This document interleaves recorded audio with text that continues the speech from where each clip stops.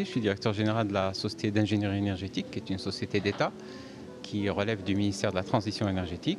Notre rôle, c'est d'impulser le marché national en matière d'efficacité énergétique et de décarbonation. C'est ce qui justifie pourquoi nous sommes présents dans cet événement. Cet événement traite la décarbonation, l'efficacité énergétique, vraiment la réduction de la consommation énergétique. D'une manière générale, notre empreinte énergétique nationale doit chuter, doit tomber. Donc on doit prendre toutes les mesures qui ont du sens, je dirais économique surtout, pour réduire cette consommation énergétique. On a commencé par développer tout un dispositif d'ouverture du marché au profit du secteur privé, parce que c'est ça le changement de paradigme qui est fortement, et je remercie Nella Benali qui a fortement soutenu cette approche pour ouvrir au secteur privé, qui permet de véritablement faire effet de levier.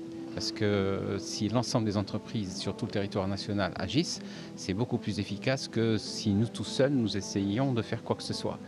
C'est vraiment ça le principe. Et donc on a développé un système tout un dispositif d'ouverture de marché qui aujourd'hui fonctionne, il est livré au marché national. Il est à la disposition des entreprises présentes au Maroc.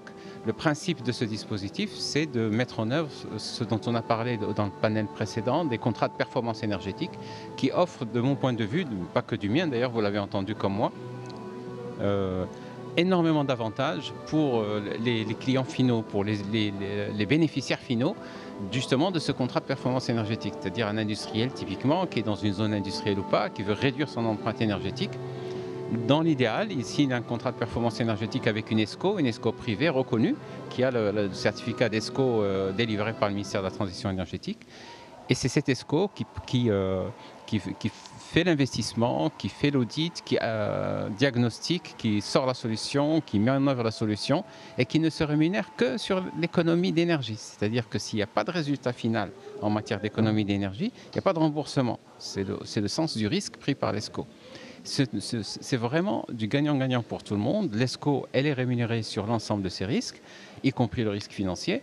Il est garanti, c'est pour moi une des meilleures garanties, c'est ça. On a travaillé avec Tamwilcom, que je salue énormément, grâce à qui nous disposons d'une ligne de garantie aujourd'hui à l'échelle nationale pour toutes les industries qui veulent se décarboner. On a travaillé pour mettre en place un nouveau concept de contrat d'assurance au Maroc, qui est à la disposition aussi des industriels qui veulent se décarboner ou de toute entité qui veut se décarboner, et qui facilite, qui ouvre la porte finalement, ça ne fait pas que faciliter, mais ça ouvre la porte au financement justement auprès des banques.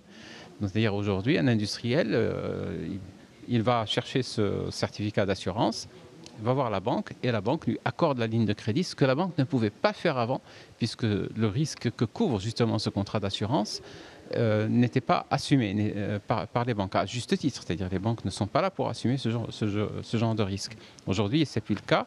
Donc ça rend les demandes de lignes de crédit pour les contrats de performance énergétique, en efficacité énergétique, une demande de crédit classique.